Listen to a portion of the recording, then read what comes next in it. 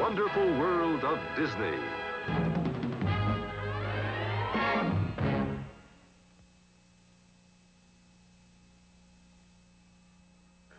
Pacifically Peeking.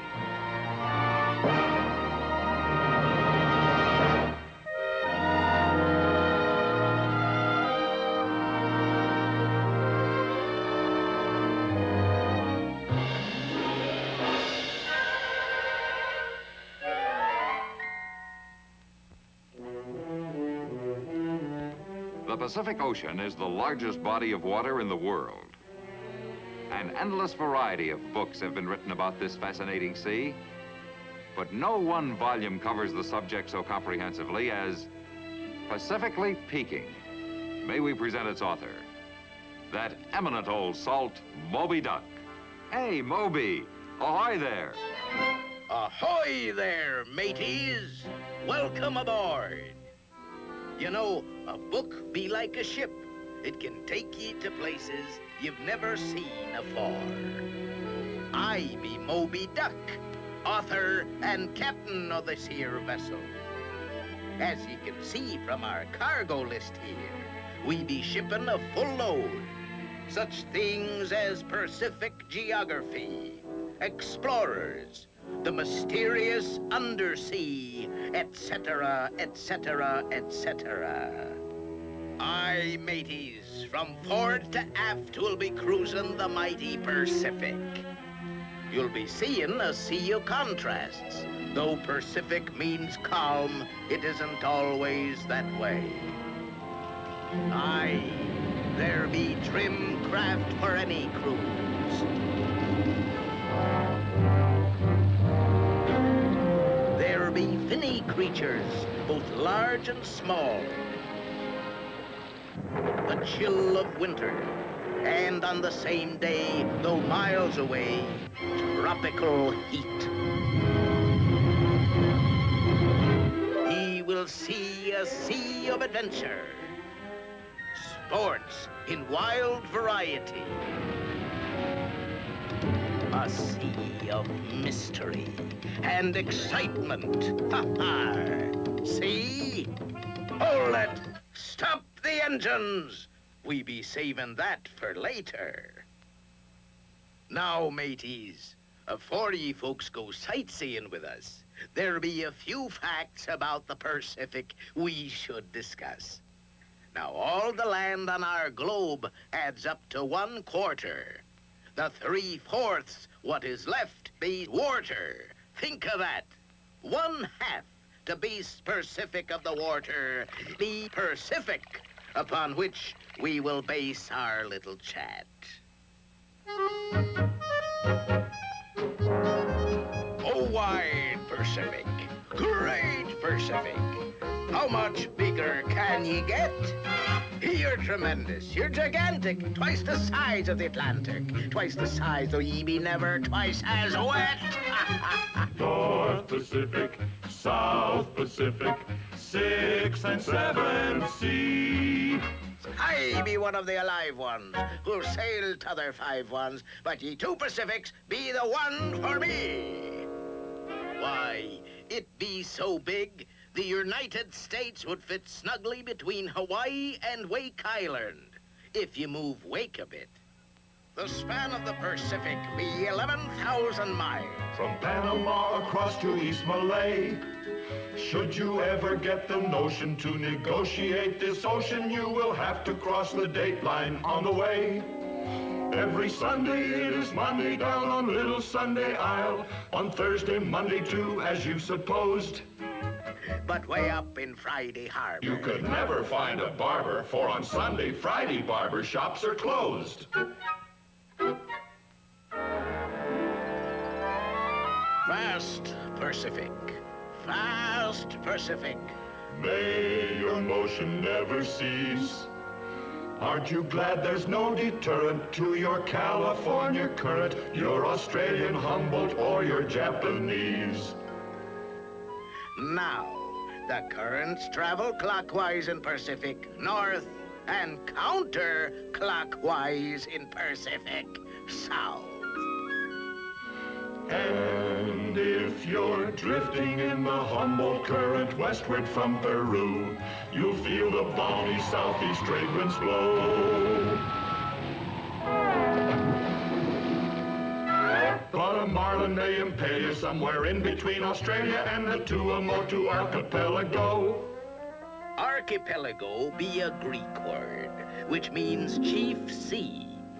Green Pacific, blue Pacific, you truly made Balboa cheer. It was still 3 months till Christmas when he shouted from the isthmus. Oh boy, I think I have discovered something here. Next came Magellan. Magellan with his scurvy crew sailed through his crooked strait, his men about to mutiny and quit. When he found the Marianas, he divided up bananas, which was probably the first banana split. It was Captain Cook's third voyage to the Polynesian Isles, where he received the natives' fatal dart. Ouch! But his history gives no clue how on the menu of the luau he was on the dinner or just a la carte. By Jove! Mad Pacific, sad Pacific. Do you remember Captain Bligh? When that mutiny was plotted off the Bounty, he was trotted, and he never had a chance to say goodbye. Mr. Christian, I will get you yet. To enlarge upon Moby's mention of the Bounty Mutiny, some few months after Captain Bligh was set adrift, 9 of the mutineers and their Tahitian wives fled to remote Pitcairn Island. Their leader, Fletcher Christian, ordered the Bounty burned, destroying all trace of their whereabouts. This was January 24th, 1790. As a safe refuge, lush Pitcairn Island promised a paradise, but it wasn't to be. Soon, jealousy and violence flared, taking their toll of lives. Finally, only one mutineer remained, John Adams. Paradoxically, the women and children were to thrive under his guidance. Adams, ever fearful of capture and divine retribution, spent half his late years scanning the sea. Today, the village of Adamstown seems to be the very paradise the mutineers were seeking. Aging gracefully are homes and gardens and folks. These are fine old faces, strong and proud of a rebellious ancestry. Here's Fred Christian. He's a direct descendant of Fletcher, #1 mutineer. Crops are abundant in the island's fertile soil and mild climate.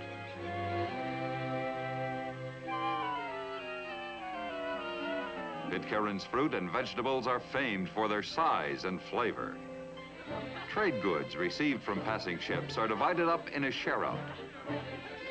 Everyone is glad to do things for the good of the community.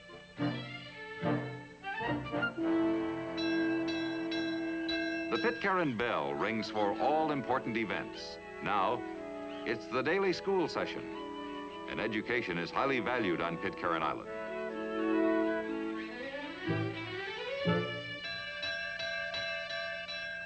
The school bell signals time to play.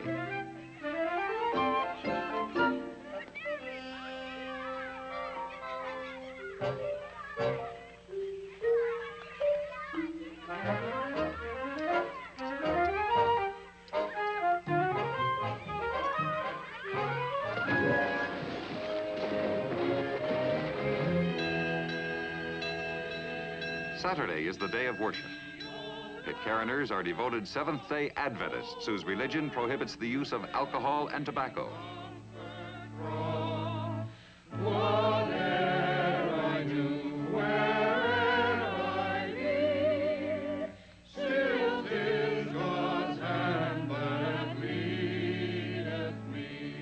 What would seem to be a hobby is actually the main source of income to the islanders. Carved from Miro wood, these curios will be eagerly purchased by passengers of visiting ships. The women, too, have a handsome and profitable craft in the skillful weaving of palm leaves.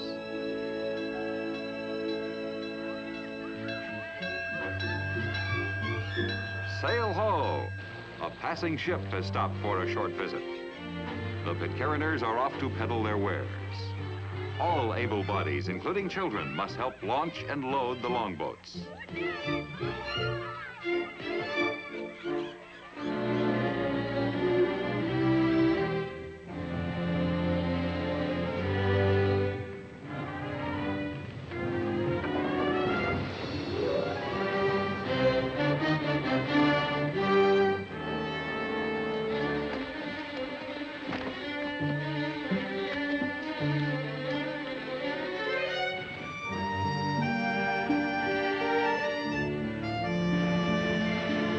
Takes seasoned crewmen to handle the oars.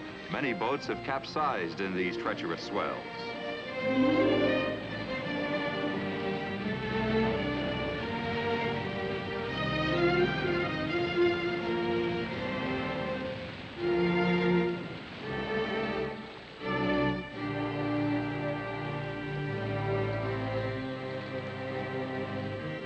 On ship, the boarding ladders have been lowered over the sides.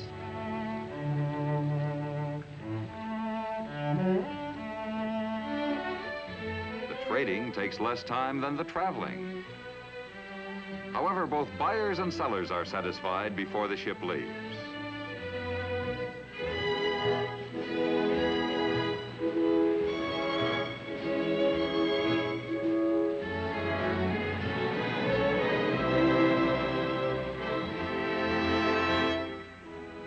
These brief encounters with the outside world add a welcome excitement to the good life on Pitcairn. And it is a good life on these 2 square miles of island with abundance of food, water, peace, and laughter. Pitcairners respect each other, and they respect the memory of their ancestors, descendants all of the original mutineers of the Bounty. As Pitcairners will tell you, old Fletcher Christian sure found a good place to hide.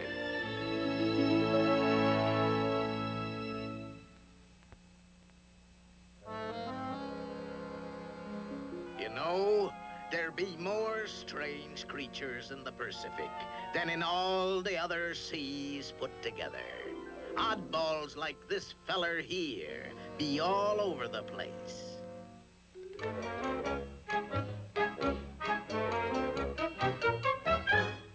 Oh, the life for me is the wildlife, the strange and curious wildlife.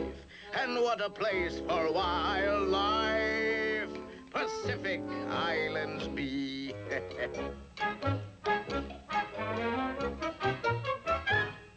The platypus mammal absurd might pass for a reptile or bird. This fruit bat you see is a bat, you'll agree. Yet the name flying fox be preferred.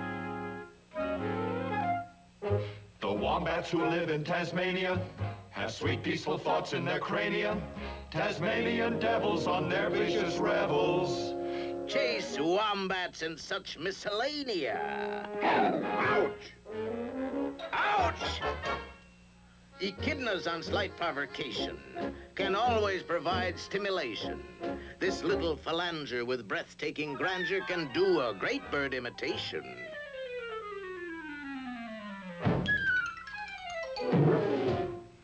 Galapagos Spanish for tortoise, whose secrets of life ever thwart us. Eats cactus and grass as the centuries pass from his birth up to his rigor mortis.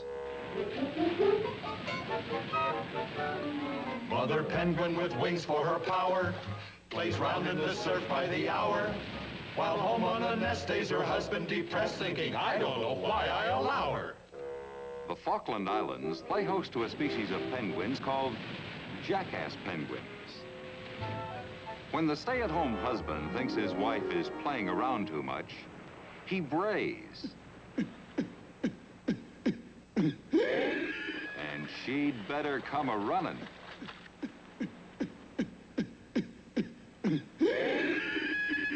wayward wife enlists the moral support of her relatives.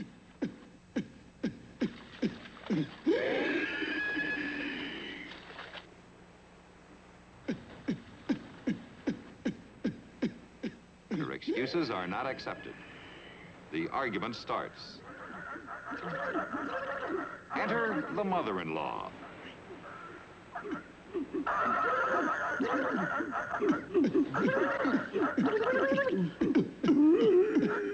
His relatives join in.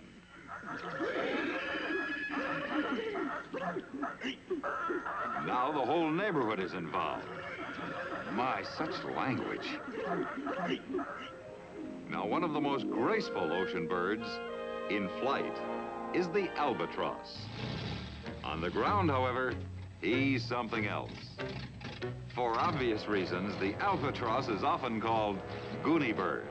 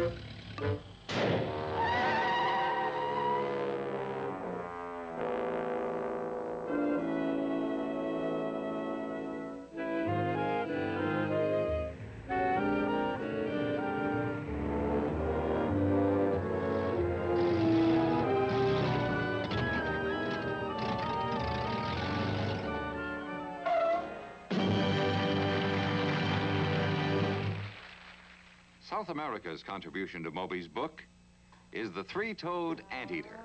Planning to feast on a log full of termites, he meets another anteater with the same idea. Mutually respectful of each other's sharp claws, their feeble feints and jabs are hardly a toe-to-toe slugfest.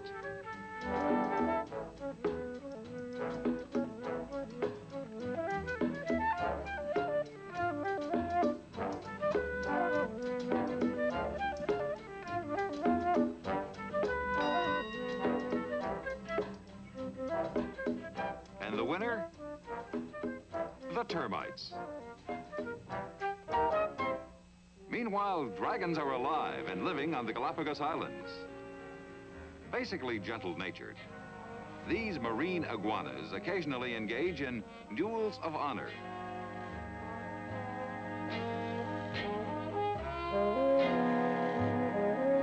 First, the insults. Then, the fight. These rare contests are sure to pull a crowd.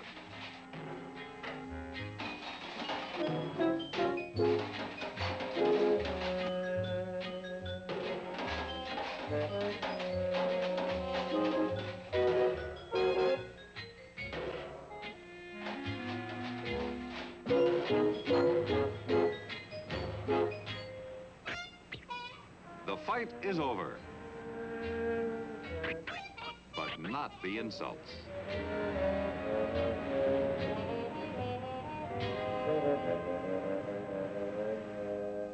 In a Central American jungle, moving slowly through the treetops, this sloth is trying to escape a hungry jaguar.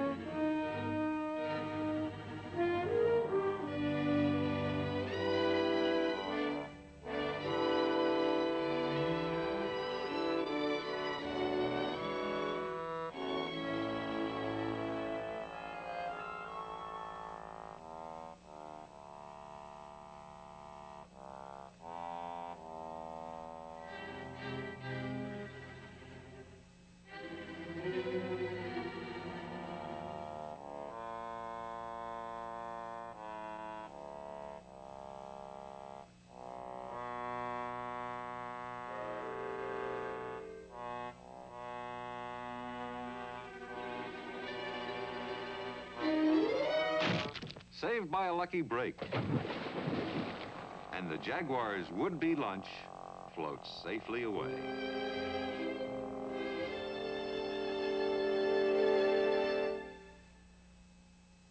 Deep down, deep down, deep, deep down. There be interesting spots seen from planes and from yachts, and they given folks pleasures unmatched.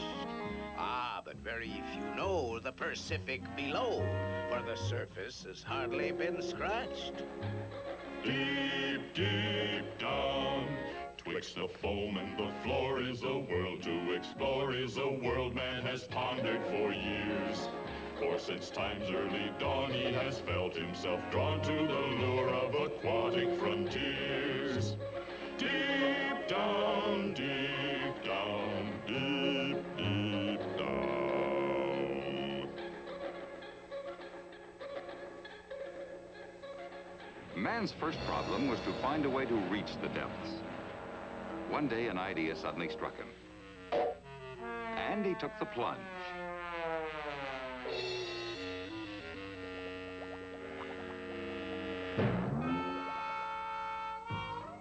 This was too easy a solution. His conquest of the deep had hardly begun when something seemed wrong. Something was missing. Air.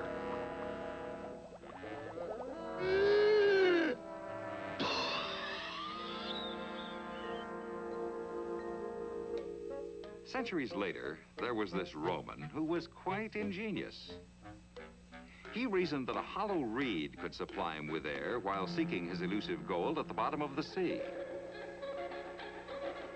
But this method, too, proved impractical. Beyond a 3-foot depth, an interesting phenomenon occurred.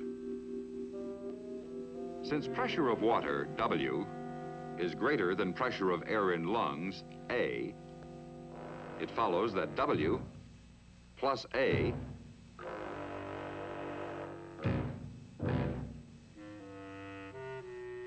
equals PLC, painful lung collapse. At this point, he loses all interest in the experiment.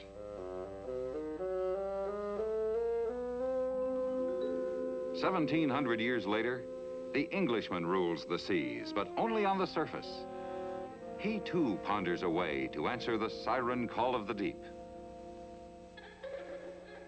About this time, a series of strange events led to the invention of the diving bell. It happened during the 3rd watch. The rope broke.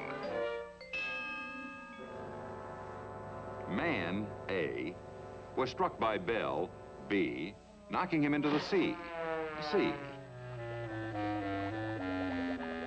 He discovered that the air in the bell displaced much of the water. For the first time, he was able to take a breath while under the surface. Great. But he learned quickly that air once used is worse than no air at all. And so the problem remained for the scientist to solve.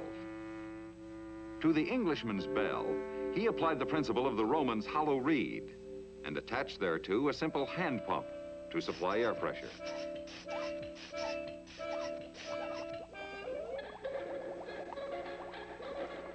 Confident now, our experimenter set forth to seek and conquer, only to find that in the matter of air, he erred. There was plenty of air in the bell, but he couldn't take it with him.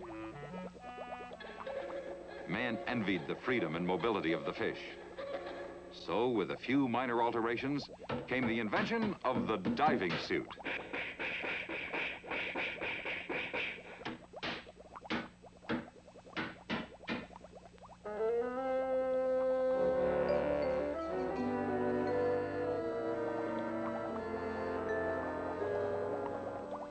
A marked improvement, but not without its drawbacks.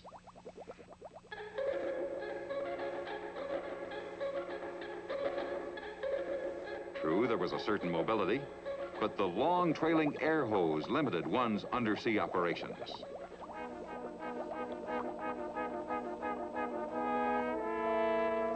Well, back to the old blackboard. If the air hose was the snag, why not lose it? But where then would a diver get an air supply? That's it. Carry it along, compressed in a tank. A completely self-contained diving suit. Alas, the suit was still bulky, still awkward. However, this was a giant step forward. Now a diver could descend to depths never before imagined. Of course, any minor damage to the suit meant a return of that old trouble. No air. Through necessity, then, came the greatest discovery. By merely pressurizing his lungs, his problem was solved. This, then, was the aqua lung. Now add a face mask and fins for his feet. Behold, the skin diver. He was free at last. Free to pursue his age-old dream, researching the undersea and exploring all the delights that lie deep down. The deepest deeps in all the world, the Pacific waters claim. And from this island in the Philippines, one of them gets its name. Why, if you sink Mount Everest in the Mindanao Trench, ye can bet mountain climbers would frown. Toward the summit they'd drop and be scaling the top over 1,000 fathoms deep down. Deep, deep down. Well, as long as we're under, with plenty of air, and the view from the mountain be clear. All ye mateys, ahoy! Let's get set to enjoy the mysterious world that be here. Deep down, deep down, deep, deep down.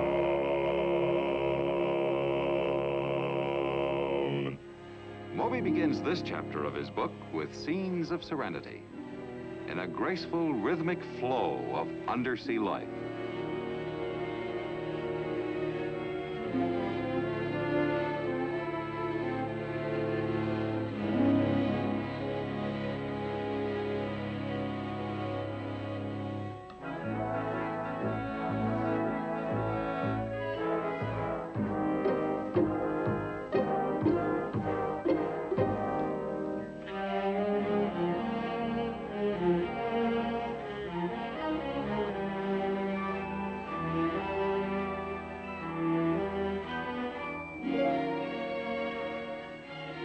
First impressions imply that all is peace and harmony. Not so. In the grim struggle for undersea existence, all life is both predator and prey. And nowhere is this so much in evidence as in one of the Pacific's coral reef cafes. In this unusual seafood restaurant, it is sometimes difficult to distinguish between the dinner and the diner. Now, Mr. Rocky Lobster has come to dine on starfish, which Mr. Toadfish has reluctantly relinquished. Queenie Triggerfish drops in for a lobster snack, though she knows lobster disagrees with her. Maury Eel scans the menu. He fancies Triggerfish, who is still fancying lobster.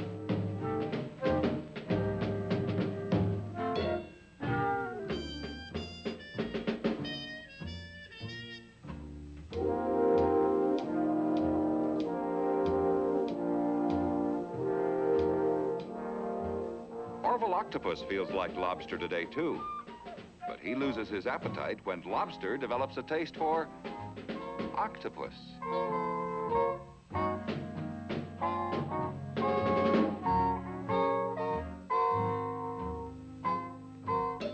Ah, fresh crab. Queenie, deciding on a lighter meal, will settle for crab. Crab tries scratching himself off the menu.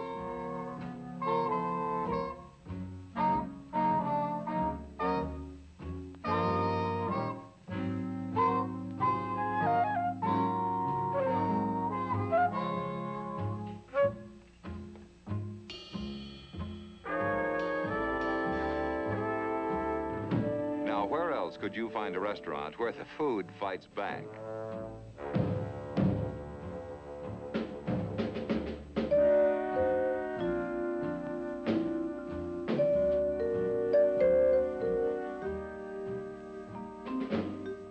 Orville now changes his order to crab and finally serves himself. Queenie is upset and bound to get her meal back.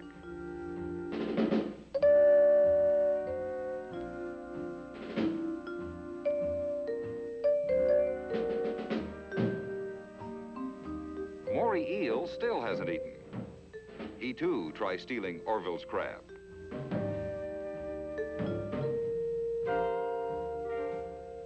Maury's wife scolds her husband for his bad manners. Well, as we told you, all is not necessarily peace and harmony here in the Coral Reef Cafe.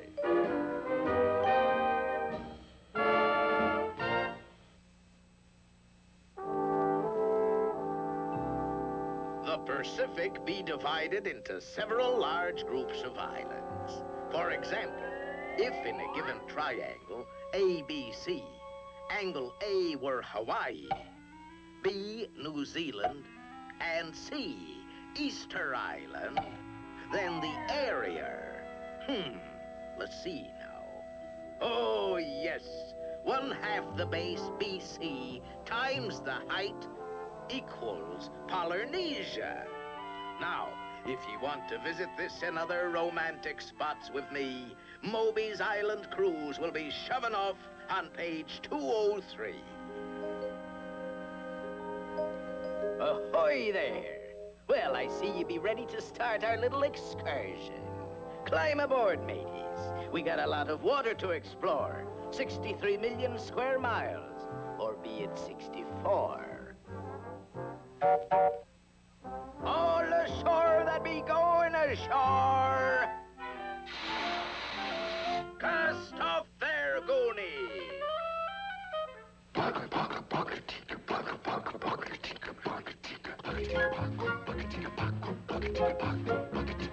Where would you like to go? What would you like to see? How would you like to visit some islands with me?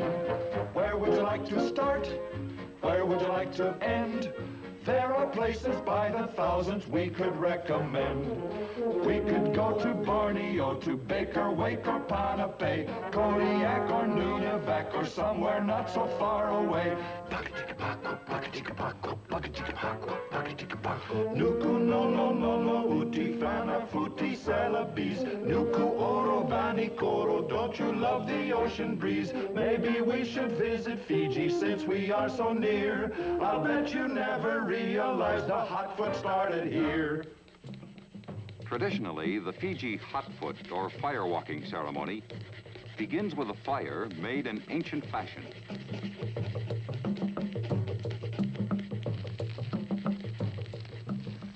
It takes many hours for the stones to heat white hot, and so a spear dance passes away the time.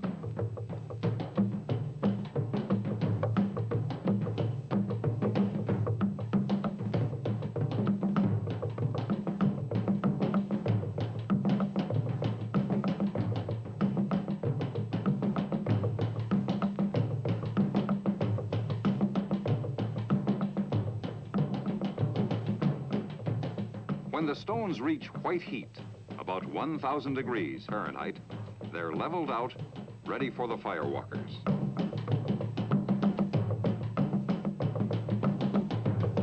And here they come. How bare feet can stand this inferno puzzles even the scientists. Never wincing or suffering blisters, firewalkers are believed to be in a hypnotic trance during this ritual. Green leaves add the threat of scalding steam.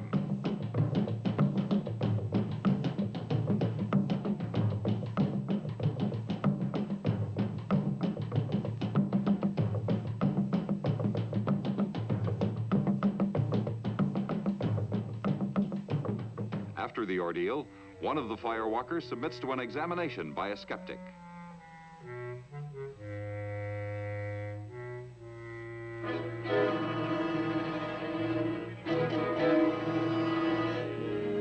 few hundred miles west in the New Hebrides, another fascinating event is about to take place. Here on Pentecost Island, we are soon to witness an incredible competition. A contest of land diving.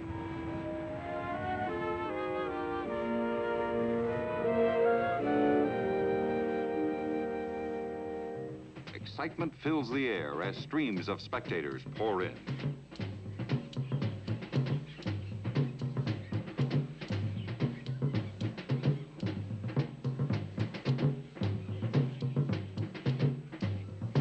The tower from which the contestants dive is built of thin tree trunks lashed together with vines. Height, about 100 feet. Shortly, these men will risk broken necks in a fantastic display of bravery. Music and dancing help relieve the tension.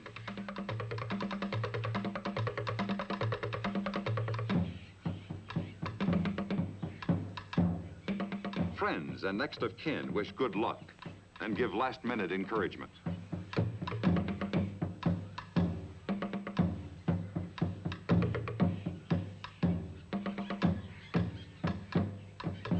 And now, the divers begin their long climb to the top of the tower.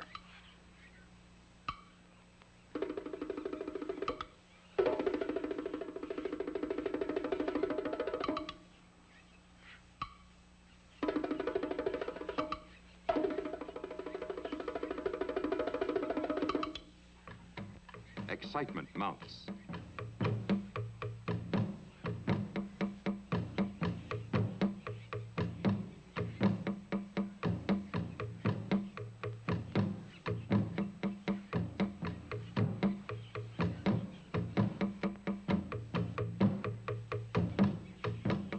The divers' ankles are bound with vines, the other ends of which have already been secured to the diving platform.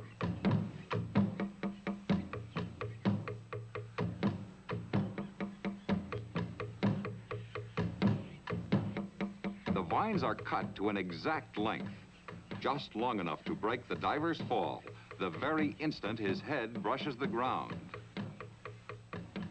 Care must be taken so the vines don't get snagged. The moment has come. Diver number 1 begins his incantations in what may be his final salute to the world.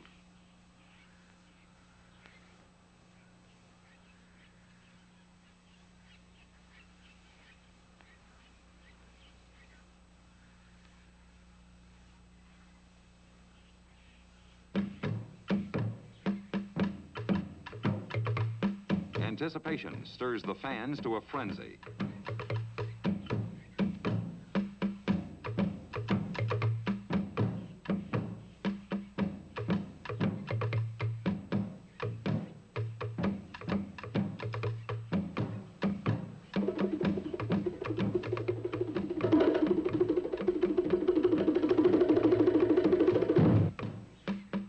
A perfect score. Touching head first, springing back, and landing on his feet.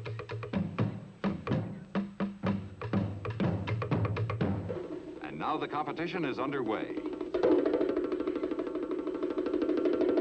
In this sport, the important thing is to keep your head.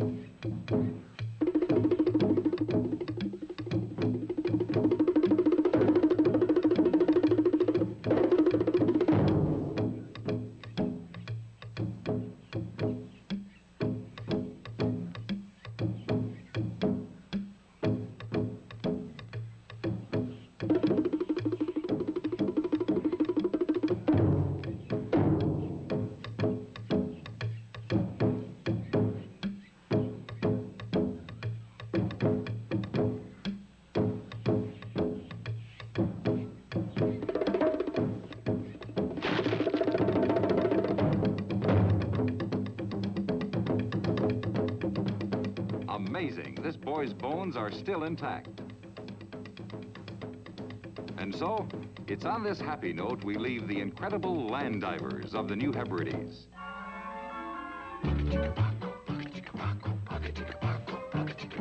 Puka, puka, puka, rua, pula, sukan, pula, what? Massa, Tierra, Halmahera, Chatham, Bellany, and Scott. Have you tried a surfboard ride? Now there's a lot of fun. Well, why not make Hawaii just to see how surfing's done?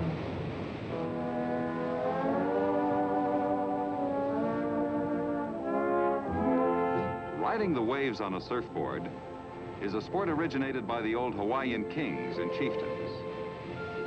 Here, where it all started, surfing is now the pastime of enthusiastic thousands.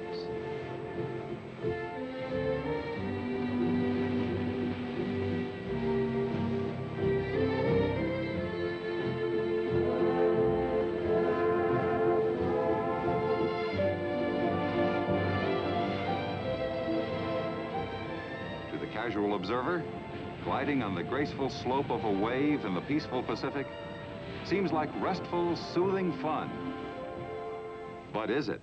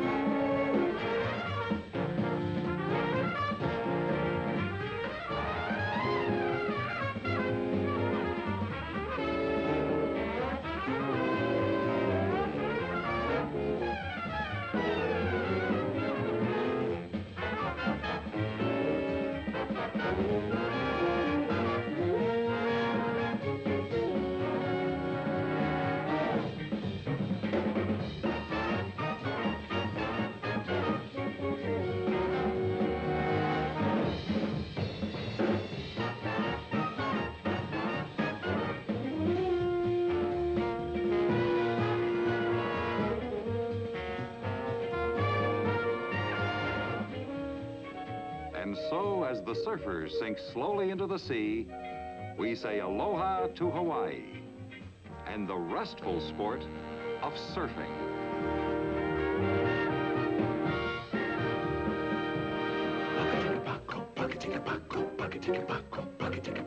Coral reefs and palm trees sway. Here's an island we should see. Happy people dancing, play. There's just one place this could be. Beautiful Samoa is the land of dance and song. But time does not permit us to remain here very long.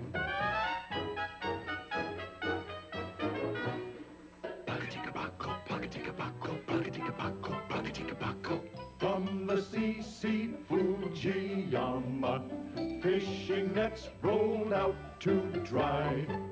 Wrestling match in Yokohama, and the soldier samurai. Jugglers at a celebration, these we quickly scan. Now you can say you've seen a little something of Japan.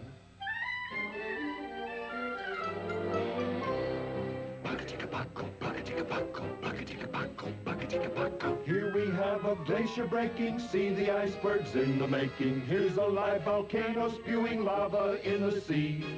Elephant seals on Guadalupe, say, isn't that a nosy group? And here we take a fast look at the coconut industry. Yonder to the sailboat races, voodoo rites and painted faces. Nothing is left out, for here are all the things that Moby spoke to you about.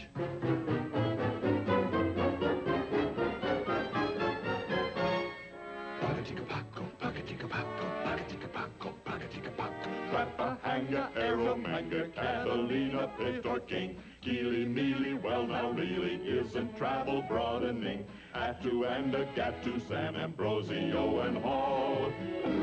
I hope by now you realize we'll never see them all. All together now, mateys! Great Pacific, wide Pacific, it's you I sing the praises of. Nor or south of the equator, nothing's bigger, nothing's greater. And the Pacific.